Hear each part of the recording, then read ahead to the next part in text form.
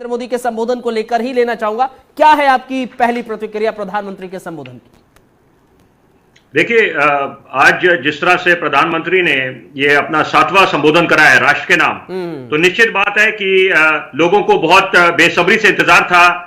कुछ लोगों को ऐसा भी लग रहा था कि कुछ बहुत बड़ी घोषणा होने जा रही है, लेकिन देखिए आज जो प्रधानमंत्री ने राष्ट्र के नाम संबोधन करा है तो वो बिल्कुल एक जिसे एक्सपेक्टेड लाइंस बोलते हैं उन पे था, क्योंकि एक तो त्योहार का अभी जो समय आ गया है और यहां पर लोग एक देखिए एक जनरल माइंडसेट है कि यहां पर लोग समझेंगे कि अब कोरोना से हमने जीत पा ली है, जबकि ये बिल्कुल सरासर गलत है। अभी सफर बहुत लंबा है, क्योंकि कोई रोकथाम आया नहीं है। एहतियात ही एकमात्र इसका उपाय है। और यहां पर बार बार देखिए, क्योंकि प्रधानमंत्री जब बोलते हैं कि दवाई जब तक दवाई नहीं तब तक ढिलाई नहीं, 2 गज की दूरी, मास्क है जरूरी, तो ये चीजें हमें अपने जीवन में अपनानी पड़ेगी। समझने वाली बात है विपिन शर्मा, जो आप भी जिक्र कर रहे हैं कि अभी भी हमें इसको गंभीरता से लेना चाहिए। अभी कोरोना खत्म नहीं हुआ, प्रधानमंत्री ने भी इस बात का जिक्र किया है। एक कॉलर हमारे साथ जुड़ गए, उनको पहले हम ले लेते हैं। जी बताइए, क्या नाम है आपका? अपना नाम हमें बताएं, क्या नाम है आपका? आवाज मिल रही है आप तक? शायद इन तक आवाज नहीं पहुंच रही है। आप फिर से कॉल कीजिए और अपनी राय हमें जरूर दीजिएगा, अपना सवाल जरूर पूछिएगा। विपिन जी, देखिए सवाल जहन में यह आता है कि प्रधानमंत्री भी गंभीर रहे इसको लेकर और जनता से कह रहे हैं गंभीरता रहनी चाहिए लोगों के भीतर, लेकिन आपको लगता है कि उतनी गंभीरता से लोग ले रहे हैं? क्योंकि तमाम अलग अलग प्रदेशों में कहीं उपचुनाव होना है, कहीं चुनाव होना है, वहां पर भी हम जनसैलाब बहुत ज्यादा देख रहे हैं। मैं अब्दुल जी आपको एक बात बोलना चाहूंगा कि मैं इसको सिर्फ महज एक चुनाव से नहीं जोड़ूंगा, क्योंकि यहां पर कुछ मैं भी अलग अलग जगह पे जाता हूं बतौर पत्रकार, तो यहां पर मैं भी जो जगह देखी, मैं भी जो दृश्य देखता हूं तो वो भयभीत करने वाले दृश्य हैं। क्योंकि अभी थोड़े समय पहले लोग बहुत सावधानी बरत रहे थे और बिल्कुल लापरवाह नहीं थे, लेकिन अब इसको हल्के में लेने लग गए हैं और उनको ये भूल गए हैं इस समय कि अभी स्थिति काबू में नहीं आई है। और यहीं पर हम लोग अगर चूक कर जाएंगे, क्योंकि एक तरफ हमें अपनी आबादी भूलनी नहीं चाहिए, 130 करोड़ देशवासी हैं हम लोग, और यहां पर आबादी एक तरफ, और लेकिन अच्छी बात जो राहत की सांस देती है वो मृत्यु दर हमारा यहां पर काफी कम है। और बिल्कुल स्थिति नियंत्रण में मृत्यु दर को लेकर, और रिकवरी रेट जो लोग ठीक हुए हैं, वही चीज जानना चाह रहे हैं। ठीक है, रिकवरी रेट हमारा बहुत अच्छा है, हमने बेहतर तरीके से काम किया है, उसके लिए जाहिर तौर पर जो डॉक्टर्स हैं जिस तरह से हमने काम किया है वो काबिल तारीफ है। लेकिन गंभीरता का जब जब जिक्र होता है, उस गंभीरता को लेकर हमें समझना होगा कि क्या हम गंभीर हैं या नहीं। एक कॉलर हमारे साथ जुड़ गए हैं, एक सर हमारे साथ कॉलर जुड़ गए, उनको हम ले लेते हैं। जी अपना नाम बताएं, क्या नाम है आपका? तिलकराज। तिलकराज कहाँ से बात कर रहे हैं? ये दिल्ली से बोल रहा हूँ। बताइए तिलकराज जी, क्या कहेंगे आप? ये मैं वरिष्ठ पत्रकार से ये पूछना चाहता हूँ, जो कोरोना के बारे में ये कह रहे हैं कि पब्लिक मतलब इसको ढीले नरमाई से ले रही है, इसके लिए मैं एक सलाह देना चाहता हूँ। जरूर दीजिए। कि ये जो मार्केटें खोल दी हैं, इनको अगर 2 हफ्ते में 2 दिन के लिए बंद कर दिया जाए तो आपका क्या विचार है? ठीक है, बहुत शुक्रिया पब्लिक। ठीक है, बहुत शुक्रिया तिलकराज जी, बहुत धन्यवाद आपका। विपिन जी, ये सुझाव है कि लगातार अनलॉक जो हो रहा है, हाँ, उसको लेकर कह रहे हैं। जी देखिए, ऐसा है कि सुझाव लोगों के स्वागत है, और उनपे सरकार भी, जब सरकार ने भी अपने हेल्पलाइन नंबर या कॉलर आईडी खोले थे कि आप आके सुझाव दें, तो यहां पर निश्चित बात है जनता को आप जब तक विश्वास में लेंगे नहीं, उनके सुझाव नहीं लेंगे तो आप आगे नहीं बढ़ सकते। लेकिन एक जरूरी बात यह है कि 22 मार्च को जब जनता कर्फ्यू का ऐलान हुआ और उसके 2 दिन बाद जब 25 मार्च को मध्य रात्रि लॉकडाउन की घोषणा हुई, तो यहां पर हमें यह भूलना, अभी जो बात संज्ञान में लेनी है वो ये है कि अगर जैसे ऑड इवन का यहां पर दिल्ली सरकार ने एक नई नजीर पेश करी थी, यहां पर भी हमें अगर जरूरत पड़ती है, त्योहार का मौसम है, आप कह रहे हैं फॉर्मूला अख्तियार किया जा सकता है। ऑड इवन वाला तो एक हो गया, लेकिन यहां पर अगर लॉकडाउन जो वीकेंड की बात कर रहे हैं, शनिवार रविवार को, तो मुझे लगता नहीं अगर सरकार ऐसा सलाह मशवरा करते हैं अपने चिकित्सकों के साथ, तो ये भी सुझाव बेहतर हो सकता है। एक कॉलर हमारे साथ हैं, बताइए क्या नाम है आपका? जी आप अपना नाम बताइए हमें। शायद इनका कॉल या फिर इन तक आवाज नहीं पहुंच रही, कॉल डिस्कनेक्ट हो गई है। फिर आप लोग हमें कॉल कीजिए, अपनी राय जरूर दीजिए। 011664947 हमारा कॉल नंबर है हमारा, और इस नंबर पर आप कॉल करके एक कॉलर हमारे साथ जुड़ गए। जी नाम बताइए हमें। शायद इनकी भी कॉल डिस्कनेक्ट हो गई है। ठीक है, आप लोग हमें कॉल करते रहिए, हम आपको लेते रहेंगे कॉल्स आपकी। विपिन जी, हाँ, जो आप कह रहे थे, चलिए एक कॉलर है, उनके बाद हम विपिन जी आपके आगे बात करते हैं। जी नाम बताएं अपना, कॉलर हमारे साथ जो जुड़े हुए हैं। शायद कॉल डिस्कनेक्ट हो रही है, कुछ टेक्निकली फॉल्ट है। बहरहाल देखिए, ये हमने कॉल इसलिए खोली है ताकि आम जनता, जो देश की जनता है, वो क्या सोचती है प्रधानमंत्री के संबोधन को लेकर। विपिन जी, इसलिए हमने कॉल्स इस वक्त खोली और तमाम कॉल्स आ भी रही हैं, हालांकि कुछ टेक्निकली फॉल्ट की वजह से कॉल कनेक्ट नहीं हो पा रही है उनकी। फिलहाल विपिन शर्मा, ये बताइए आप, जो आप ऑप्शन कह रहे थे और जो अभी एक शख्स बोल रहे थे कि अनलॉक की जो प्रक्रिया हो गई है, अब अनलॉक ऑलमोस्ट पूरे हिंदुस्तान में हो गया है, तो उससे और ज्यादा खतरा नहीं है? और शायद वही कारण है कि लोग अब ज्यादा गंभीरता से नहीं ले रहे हैं। आपने कहा चुनावों तक सीमित नहीं रहते। हम आम जनमानस की बात की जाए, ऐसे ही हम देखें मार्केट्स में लोग आवाजाही जो करते हैं, वहां पर भी हमें वो गाइडलाइंस अब नहीं वो फॉलो करते नजर आते। देखिए, ऐसा है, प्रधानमंत्री ने अपने संबोधन में एक और बड़ी अहम बात बोली। उन्होंने बोला कि सब लोगों ने जो योगदान दिया, पहले बहुत गंभीरता से लिया था लॉकडाउन को और सोशल डिस्टेंसिंग के जो नियमों का पालन करना था, और ये तपस्या से कम नहीं है। निश्चित बात है, आप बच्चों की बात करें, बच्चों ने कितना धैर्य दिखाया लॉकडाउन में। बच्चों को जब खेलकूद के मैदान पे जाने की एक आदत है, एक रोज का नियम है, लेकिन उन्होंने धैर्य दिखा के जितने भी समय लॉकडाउन रहा उसमें इन्होंने संयम बरता। तो यहां पर सारे देशवासियों ने संयम बरता और एक अच्छी नजीर पेश करी। तो यहां पर अब वही वाली बात है कि जब स्थिति अभी काबू में नहीं आई है और यहां पर अगर ऐसी जरूरत आन पड़ती है तो उसके लिए सरकार कदम उठाएगी। क्योंकि मैं एक बात जरूर बोलना चाहूंगा, क्योंकि अगर सरकार की तरफ से प्रधानमंत्री का दायित्व बनता है, प्रधानमंत्री नहीं बोलते तो भी विपक्ष उनको घेरती। चलिए ठीक है, वो सियासत हो गई सर। अगर विपक्ष घेर रही है या नहीं घेर रही, वो हम सियासत में चले जाते हैं। अगर सियासत इस पर अपनी बात साझा करे, अपने विचार साझा करे, तो उसका स्वागत होना चाहिए। कॉलर हमारे साथ बहुत अच्छी बात है। नाम बताइए, अपना नाम बताइए हमें जल्दी से। हेलो जी, गोधरा से बोल रहा हूँ। नाम बताइए अपना, कहाँ से बात कर रहे हैं? हम गुजरात गोधरा से पंचमहाल से बात कर रहे हैं सर। बताइए क्या कहेंगे आप? अरे हम बोल रहे हैं सर, लॉकडाउन रहा है। हेलो, आपकी आवाज क्लियर नहीं आ रही है, क्या कहना चाह रहे हैं आप? बताइए जल्दी से, अपनी राय दीजिए। हाँ जी, आवाज नहीं आ रहा है? आप अपनी बात रखिए, क्या कहना चाहते हैं आप प्रधानमंत्री के संबोधन को लेकर? प्रधानमंत्री को हम बोलते हैं सफाई काम का जो गंदा काम करके, इसके लिए आपने क्या काम किया है? हेलो जी, आपकी आवाज क्लियर नहीं आई। विपिन सर, अगर आपको आवाज इनकी क्लियर आई हो, क्या इनका सवाल आपको समझ में आया? मैं देखिए, मैं मेरे को आवाज नहीं साफ आई, लेकिन मैं एक इसमें बात जोड़ना चाहूंगा। उस पर जोड़िए। एक बात जोड़ना चाहूंगा कि दोनों चीजें जरूरी हैं। कि एक तरफ जो सोशल डिस्टेंसिंग के नियमों का अनुपालन करने की बात है, और दूसरी तरफ क्योंकि अर्थव्यवस्था भी बिखरी हुई है, उसको भी पटरी पे लेके आना है, जीडीपी के आंकड़े धरातल पे आए हुए हैं। तो ये सब बातें मद्देनजर रखते हुए सरकार ने लॉकडाउन को अनलॉक करना शुरू करा। क्योंकि लोगों का धैर्य भी जवाब दे रहा था। और बार बार लोग बोल रहे थे कि लॉकडाउन कब खुलेगा। तो यहां पर अब लोगों का दायित्व बनता है। महज हम ये सोचें कि सरकार करेगी या बाकी जो हमारे स्वास्थ्य के चिकित्सक हैं वो आपको हमारे को निर्देश देते रहेंगे, वो अपनी जगह है। कोरोना योद्धाओं को लाखों नमन, लाखों सलाम। उन्होंने जो योगदान दिया है इस कोरोना काल में, वैश्विक महामारी के दौर में, वो हम लोग कभी नहीं भूल पाएंगे। लेकिन इस समय यह भी दायित्व बनता है कि जब लॉकडाउन खुल चुका है, एक फ्लेक्सिबल लॉकडाउन था और अब लॉकडाउन खुल चुका है, यहां पर सब देशवासियों का एक दायित्व बनता है कि हम लोग जिम्मेदारी से रहें। नहीं, लेकिन जिम्मेदारी से मेरा देखिए सवाल यहाँ पर एक जहन में आता है कि शर्मा, एक सवाल ये जहन में आता है कि लोगों की जिम्मेदारी जाहिर तौर पर है और हमें वो जिम्मेदारी नहीं दिख रही है, वो लापरवाही में तब्दील हो रही है। लेकिन दूसरी तरफ पे बोलना चाहूंगा, दूसरी तरफ लोगों के साथ साथ सियासतदान जो हैं, जिनको लोग एडमायर करते हैं, जो लोगों को नसीहत दे सकते हैं, वो लोग भी तो फॉलो नहीं कर रहे हैं। बहुत सारी ऐसी चीजें देखने को मिली हैं, अलग अलग रैलीज हो, हमने अभी आंदोलन देखा, किसान आंदोलन देखा, वहां पर भी सोशल डिस्टेंसिंग की धज्जियां उड़ाई गई, कोई भी मास्क नहीं लगाया है। अभी अलग अलग रैलीज हो रही हैं, वहां पर भी ऐसी स्थिति है। कॉलर हमारे साथ जुड़ गए हैं, उनको भी इसी बीच ले लेते हैं। नाम बताइए अपना। विजय शर्मा। विजय जी, कहाँ से बात कर रहे हैं? हिमाचल प्रदेश। बताइए क्या कहेंगे आप? सर, मैं मोदी जी के साथ हैं हम बिल्कुल, लेकिन उनको छोटे व्यापारियों के बारे में भी कुछ सोचना चाहिए, जैसे दुकानदार, चाय वाले। अच्छा, छोटे व्यापारियों को लेकर भी उनको ध्यान देना चाहिए, हालांकि अनलॉक हो रहा है। बहुत शुक्रिया आपका, बहुत बहुत धन्यवाद। विपिन शर्मा जी, क्या कहेंगे?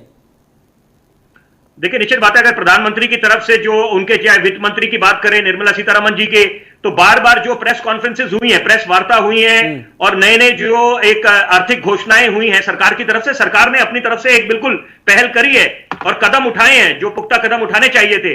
अगर आप एमएसएमई की उन इकाइयों की बात करें उनको शुरू करने के लिए, लेकिन यहां पर दो बड़ी अहम बातें हैं कि जो आपके प्रवासी मजदूर हैं वो क्या कारण रहा कि वो मजबूर हो गए पलायन करने के लिए, उसका कारण सिर्फ ये है कि आपस में तालमेल का अभाव केंद्र सरकार और राज्य सरकारों में, और राजनीति ने थमने का नाम नहीं लिया, सियासी रोटियां सेकते रहे राजनेता। तो यहां पर अब कम से कम अगर आपने देश को उभारना है, क्योंकि यहां पर दो चुनौतियां हैं, बल्कि तीन चुनौतियां हैं, कोरोना का संक्रमण, उससे देश को उभारना है, चीन का अतिक्रमण, चीन बाज नहीं आने वाला, चीन की नापाक हरकतें जो है, का आप हवाला दे रहे हैं, वो उसके अलावा एक और चुनौती है कि लोगों को किस तरह से समझाया जाए, और लोग हमारे साथ जुड़ भी रहे हैं इस वक्त कॉल के जरिए। नाम बताइए अपना, क्या नाम है आपका? अपना नाम हमें बताएं, क्या नाम है आपका? जी नाम बताइए अपना, क्या नाम है? राकेश कुमार। कहां से बात कर रहे हैं आप? जेएनके से। बोलिए, क्या कहेंगे आप प्रधानमंत्री के संबोधन को लेकर? हम कोरोना की बात कर रहे हैं, हम मोदी जी से काम से सेटिस्फाई हैं, सिर्फ हमको ये प्रॉब्लम है, हम ये बोल रहे हैं कि कोरोना को तो छोड़े, आप जो ट्रेनें कब खुलेंगी, ये बंद है, तो कोरोना के लिए सब हम भूखे ऐसे ही मर जाएंगे, कोरोना से मर जाए तो अच्छी बात है। ठीक है, आप बहुत बहुत धन्यवाद आपका। विपिन शर्मा जी, देखिए अभी भी लोग इस बात को लेकर कह रहे हैं कि अनलॉक की प्रक्रियाएं शुरू हो चुकी हैं, तमाम अनलॉक पूरा देश हो रहा है, लेकिन अभी भी बहुत सारी ट्रेन्स नहीं चल रही हैं, लोग परेशान हाल हैं उसको लेकर भी। तो ये भी स्थिति अभी भी बनी हुई है, जो आप कह रहे थे पलायन का जो जिक्र कर रहे थे आप। देखिए प्रधानमंत्री ने पहले, ये तो 7वां उनका संबोधन था राष्ट्र के नाम, उसके पहले एक अंदेशा जताया था प्रधानमंत्री जी ने। उन्होंने बोला कि अगर ऐसी नौबत आती है कि जब ये जो प्रवासी मजदूर हैं वो अगर ग्रामीण क्षेत्रों की तरफ रुख कर लेते हैं तो स्थिति बेकाबू हो सकती है, संक्रमण फैलने का खतरा है, कम्युनिटी इन्फेक्शन जो बोलते हैं। तो यहां पर अब यही बात है कि सबसे बड़ा अगर हम जिम्मेदारी निभाएं, हम लोग एक काम कर सकते हैं कि हम लोग जहां पर किसी को अंदेशा होता है कि आपको बुखार है, लेकिन अनलॉक की जब प्रक्रिया शुरू हो गई है तो ट्रेन वगैरह खोल देनी चाहिए। तो ये कॉलर का कहना था हमारे विपिन शर्मा, ये कॉलर का कहना था कि ट्रेन नहीं खुली है तो उन लोगों को बहुत ज्यादा दिक्कत हो रही है, खाने पीने की दिक्कत। आना चाहता हूं, चलिए एक कॉलर हमारे साथ है, उनकी भी हम राय सुन लेते हैं। नाम बताइए अपना, क्या नाम है आपका? एसके सक्सेना, बरेली उत्तर प्रदेश से।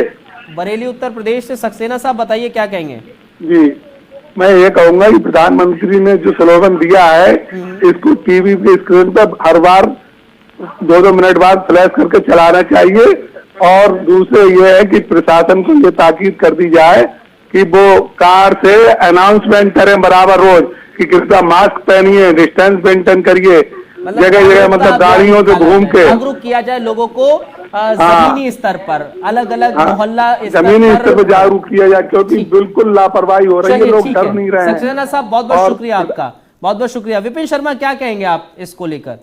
बिल्कुल, बहुत अहम बात बोली है इन्होंने। देखिए यहाँ पर लोगों को जागरूक करना पड़ेगा। पहले जागरूकता का जो अभियान था उसके अलग मायने थे, लेकिन अब जागरूक इस बात के लिए करना पड़ेगा कि आप कृपा करके हल्के में मत लीजिए, अभी सफर लंबा है, हमने काबू पे नहीं लाए हैं स्थिति को कोरोना को लेकर।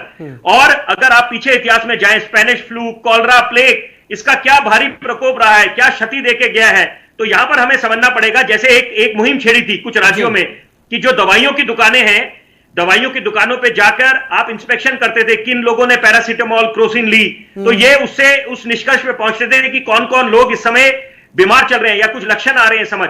जहां पर ये हम लोगों का दायित्व ये बन सकता है, एक तो खुद देसी नुस्खे, अपने आप डॉक्टर ना बने, जो चिकित्सक आपके हिदायत देते हैं उसी का पालन करें। व्हाट्सएप यूनिवर्सिटीज जो चलती हैं, जो फेक खबरें चलती हैं, उन पे विश्वास न करें। आपके जो डॉक्टर बोल रहे हैं अभी अगर मेरे संज्ञान में जो चीजें हैं, मैं अभी देख पा रहा हूं कि बहुत सारा, अगर जमीनी स्तर पर, मोहल्ला स्तर की जो बात की गई, अभी जागरूकता अभियान चलाया जाए, अभी भी बहुत सारी टीम्स ऐसी है जो अलग अलग मोहल्ले में जाकर ये चेक कर रही हैं कि लोगों ने मास्क पहना है या नहीं पहना है, और अगर नहीं पहना है तो उनको जुर्माना, उन पर जुर्माना भरा जा रहा है, उन पर जुर्माना दिया जा रहा है उनको।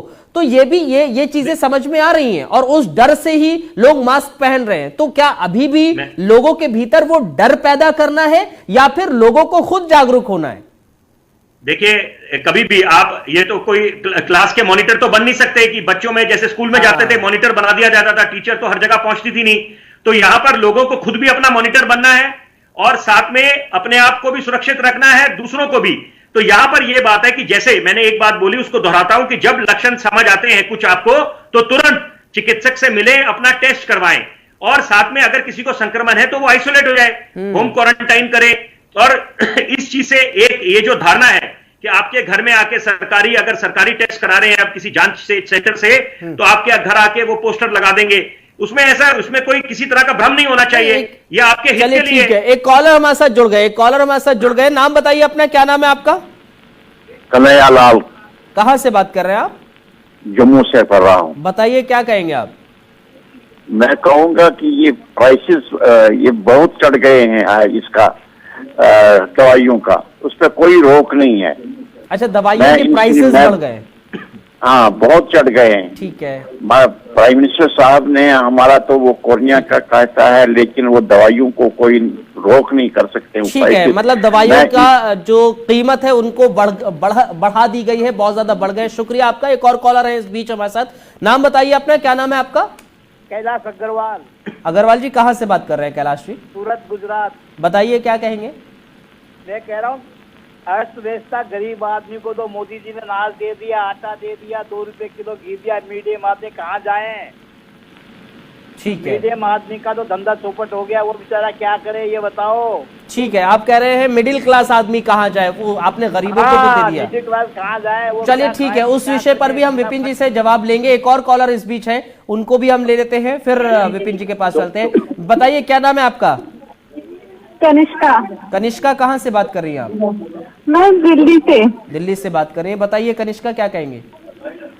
मैं ये कहना चाहती हूँ कि जैसे जैसे अब लॉकडाउन खुल रहा है तो धीरे धीरे लग रहा है कि कोरोना के केस ऐसा हो नहीं रहा है, और कई राज्यों में तो स्कूल भी खोल दिए हैं, तो नहीं खुलने चाहिए क्योंकि बच्चे छोटे हैं, वो सोशल डिस्टेंसिंग और मास्क को वियर नहीं कर पाएंगे। तो मेरा तो राय ये, लोग स्कूल थोड़े दिन और रहने दीजिए। चलिए, आप स्कूलों को लेकर खासतौर पर करिए, अभी और भी कुछ दिन और बंद रहने चाहिए। शुक्रिया कनिष्का, आपका भी धन्यवाद। विपिन जी, अब ये 2-3 चीजें हैं जिसको समझना है। एक, स्कूल की बात, जिस बात का जिक्र कर रही है, स्कूल कॉलेजेस जो है वो खुल रहे हैं, बच्चों के लिए तो खासतौर पर अभी नहीं खुलने चाहिए क्योंकि अभी भी गंभीर है ये बीमारी। दूसरी चीज ये है कि मिडिल क्लास को भी परेशान हाल रहा है, गरीबों को मिल गया राशन, लेकिन मिडिल क्लास क्या करे।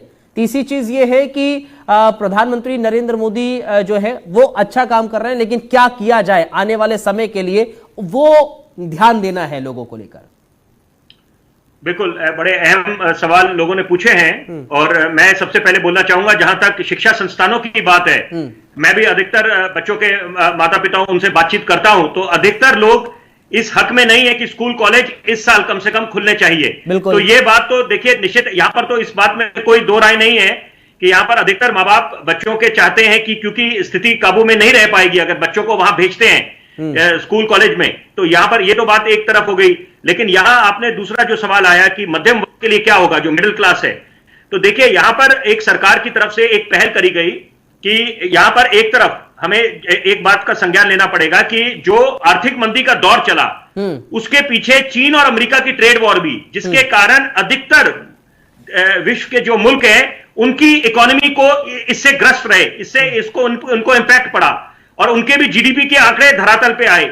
तो यहां पर अब हमें कम से कम एक बात का ध्यान करना पड़ेगा कि हम आत्मनिर्भर बने, जैसे प्रधानमंत्री ने घोषणा करी, स्वदेशी को अपनाएं। हाँ। और जो महत्वाकांक्षी योजनाएं हैं सरकार की, जो सरकार ने, मोदी सरकार ने ली है कि make in India, skill India, digital India, उन पे अमल करें। हाँ, उसको लेकर कागजों में अच्छी लग रही है, समय में उस पर अमल करा जाए। मैं एक बात जरूर बोलना चाहूंगा, अभी क्योंकि कोरोना का ये दौर चल रहा है, यहां पर एक अच्छी बात हुई है, अभिशाप में वरदान बोलते हैं, चीन से अधिकतर देश अब दूरी बनाने वाले हैं, उस दौर को चेक्सिट बोलेंगे। ठीक है, हम एक कॉलर को ले लेते हैं, उनका संक्षिप्त में फिर आप जवाब दीजिएगा। जल्दी से कॉलर, हमारे नाम बताइए अपना, क्या नाम है आपका?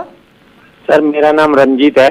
कहाँ से बात कर रहे हैं रंजीत? मैं दिल्ली से बात कर रहा हूँ सर। बताइए, सवाल कीजिए, क्या है आपका? सर मुझे पूछना है कि इस वैक्सीन के लिए 3-4 बार आ चुका, के पहले सितंबर में था, फिर नवंबर तक आ जाएगा, लेकिन ये कब तक आ जाएगा? घर में बड़े बुजुर्ग हैं, कब तक उनको अंदर रोक के रखें हम? विपिन जी इसका जवाब दे दीजिए, क्योंकि वैक्सीन जी। को लेकर कहा है प्रधानमंत्री ने आज, और उसके बाद हम वाइंड अप करते हैं। संक्षिप्त में जवाब। देखिए अभी हम लोग बार बार सरकार की तरफ से भी ये बात आ रही है, वैक्सीन अपनी तरफ, अगर हम अपनी जो बायोमेडिकल रिसर्च की सबसे बड़ी एपेक्स बॉडी जिसको कहते हैं ICMR, Indian council of medical research, वो अपनी तरफ काम कर रहे हैं, बाकी कई कंपनियां इस पे लगी हुई हैं, लेकिन जब तक ये इसकी वैक्सीन नहीं आती तब तक एहतियात बरतना, संयम जाहिर रखना। तौर पर जो प्रधानमंत्री ने कहा है, जब तक दवाई नहीं तब तक ढिलाई नहीं, उस पर अमल करना है। बहुत शुक्रिया। जरूरी बात ना, आप घर से बाहर ना निकले। ठीक है, मैं इसमें एक बात जरूर जोड़ना चाहूंगा ताकि दर्शकों तक मेरी बात पहुंचे। मेरे पिताजी खुद, मैं ज्यादा दूर नहीं जाता, मेरे पिताजी खुद एक रिटायर्ड आर्मी ऑफिसर हैं, फौजी हैं, और वो 86 वर्ष के हैं। उन्होंने अभी कोरोना को मात दी है। तो आप इसमें खुद समझ सकते हैं कि हमने भ्रम नहीं पालने।